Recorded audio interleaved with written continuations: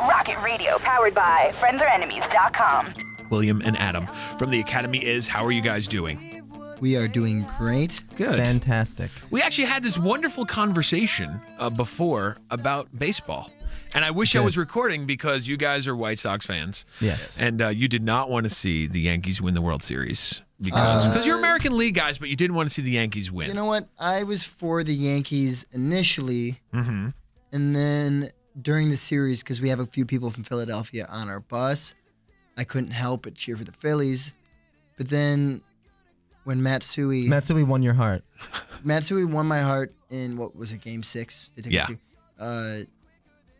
So during that game, once it was clear the Yankees were going to definitely win. that's when you changed your allegiance? Yeah, well, yeah. When you're like, wait a minute. I don't owe the nobody can hit Mariano Rivera. No one can hit him. I mean, I don't owe the Yankees anything, you know, but in the end, I was proud of Matsui and you know who was the MVP of not as annoyed with Alex Rodriguez, and the whole thing kind of came together, and I was happy for the Yankees. The actual MVP of the World Series wasn't even a player that plays now. It was a player that used to play for the White Sox, is now the manager of the White Sox. Ozzie Guillen was the MVP of the World Series. You know why? Because you couldn't understand anything that he said, but everyone still loved him. God bless everyone Ozzie still Guillen. loved him. God bless Ozzie Guillen. I only saw it on mute, so so you didn't enjoy the splendor of his speaking skills. I mean, I like to see his beautiful face, especially when he's coaching the White Sox. But oh, you're such homers! It's awesome. Yeah, we love the Chicago White Sox, and there's always next year. You know, there's always next year. There's Sleep always with one eye open, Yankees. You know what the problem is with Mets? It's always like I'm normally saying that in May. There's always next year. Yeah, right. And it's May. Yeah, it's May. It was the worst World Series for me. The Cubs have been saying that for over 100 years. So. And that's kind of like the funny thing too, because you guys will always have that over them now. The Chicago Cubs. We won, over 100 years, 2005. We won the series 2005. So I think that's the 5th time you've brought that up in the conversation. 2005. Well, you know, no big deal. We're very, very proud of it. But you guys, did you actually manage to see a lot of the World Series? Because you were actually on tour. We did. We tour. saw every game of the World Series. We made it happen. We also have like a satellite TV thing going on. I'll have satellite in my house, so that's cool. I missed Game 5. We were in Washington, D.C., and I went to a bowling alley expecting that they'd had the game on, but they had like Gossip Girl on the TV or something. What the hell is that about? Yeah, but so I just stared at my Budweiser for 2 hours. Don't say that around Gabe Saporta. If you ever see Gabe Saporta from Cobra Starship, I know. Oh my God, the obsession with Gossip Girl is immense. Yeah. I think he's a little biased on that one now, though. Well, now, yes, obviously. I'd love Gossip Girl too, man. Yeah, that'd be my favorite show too. Well, you need to work on getting Blake Lively on one of your songs then. Yeah. Or just the video. Either way, doesn't matter. So how's the tour going? AP Fall Ball Tour. Yeah, it's great. It's winding down. It actually just finished. Yes. And but it was a fantastic time. It was a really diverse tour. It was great to be out with some of these bands that we hadn't toured with before, and bands that we probably wouldn't tour with if it weren't for this tour, like a band called Set Your Goals, which is a really cool band that we didn't really know much about beforehand. But a very, a very good band, awesome dudes, and we had a good time on the tour. They got a crazy show too. Do they really? I think they bring something pretty diverse to the tour because, some of our fans are younger and a little bit more the kind that like to jump up and down and kind of have a little bit of a friendly dance. Whereas Set Your Goals brings the punchers and the scissor kick and like all these moves I didn't even know about. Oh, you knew about them. Show, yeah. Oh, you knew about them, all right.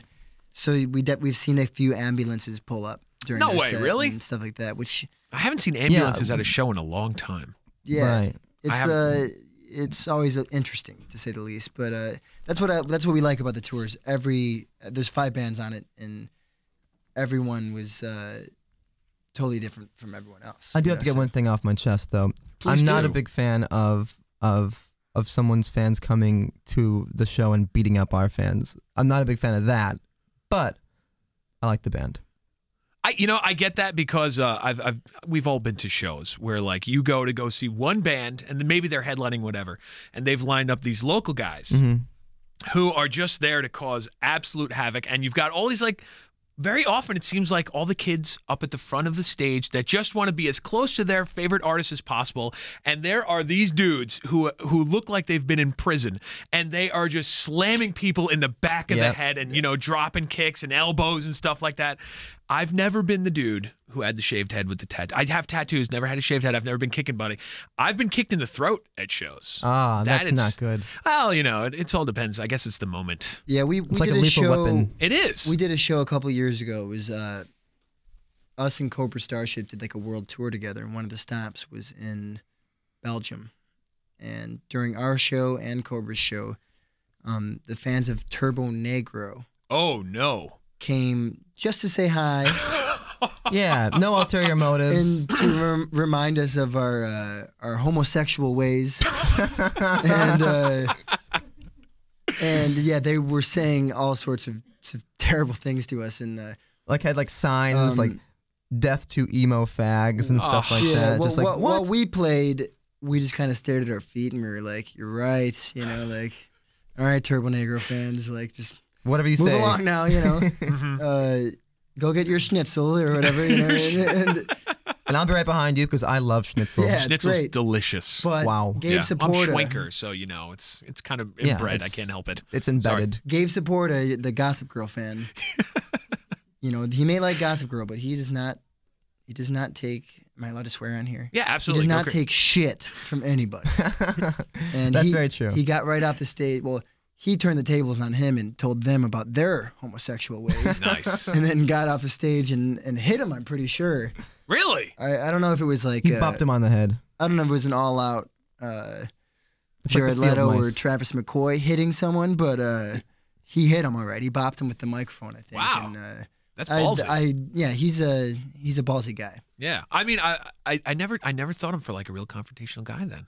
That's another side of Gabe that I didn't know. He'll get you. He'll get you. Nice. Yeah, it just depends on what time of day it is, I think. with Gabe. What time of day is the wrong time to approach Gabe Saporta? Is like Any- right after waking up after a show? Well, He's usually pretty approachable. I'm pretty sure he wakes up right before the show. So I think, Yeah. So anytime. So that's a trick question, actually. Yeah. Everyone thinks they're Jackie Chan at shows like that. So to recap, you guys, you're going to have an announcement because there's something going on. Chicagoland. We Yes. can't know what. I don't even know. I'm not even going to ask because I don't have, the fortitude to have you guys be like, shut the hell up. We're not telling you. So we're going to be hearing something. We know when we're going to hear something about it, though? I would say by the new year. By the new year. And something significant in Chicago. Yes. I was just in Chicago. It's a lovely town. Yeah, it's fantastic. It's kind of like a New York. It's like a diet. A New diet York. New York. Yeah. But it seems the Without people the there. aspartame. No aspartame. No aspartame. It's strictly Yeah. Splenda. Yes. Okay, cool. I can do that. You're the Coke Zero of New York. Yeah. Oh, no, man. I mean, I don't want to say that. I don't like it, man. I don't like that. I mean, we're proud to be from Chicago, so we really can't say Coke Zero of New York. But Or the Mountain Dew Live Wire or Code Red or Okay, I whatever, can deal with yeah. that. No, I love Chicago. Great place Yeah. to party. Lots of bars there. too. Absolutely. Yeah, good time. Great Very times. windy. It earns its name. does. Yeah, it does. So I think I would like to thank you guys for coming All right, in. absolutely. It's been a great interview. The Academy is Excellent. leaving. Thanks for having us. Thank you so much. Oh, Sprite, sticky fucking mess. Sticky mess.